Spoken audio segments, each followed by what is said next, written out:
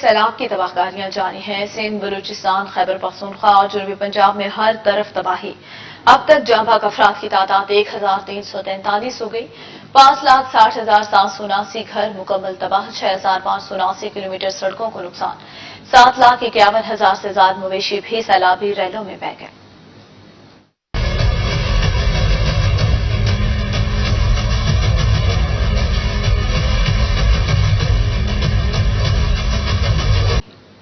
ملک میں سیلاب کی تباہکاریوں کے بعد 24 گھنٹے میں مزید 18 افراد زندگی کی بازی ہار گئے۔ جاں بحق افراد کی تعداد 1,343 ہو گئی۔ 5,60,779 گھر مکمل تباہ ہو چکے، 6,579 کلومیٹر سڑکوں کو شدید نقصان پہنچا۔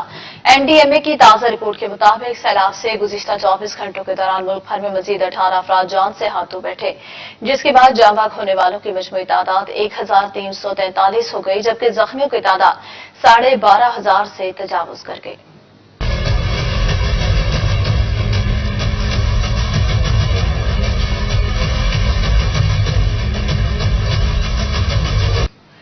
رپورٹ کے مطابق سیلاب اور بارش سے مجموعی طور پر سب سے زیادہ 535 اموات سندھ میں ریکارڈ کی گئی، بلوچستان میں 260، خیبر پختونخوا میں 290، پنجاب میں 191، گلگت بلتستان میں 22، جبکہ آزاد کشمیر میں 43 افراد زندگی کی بازی ہار گئے۔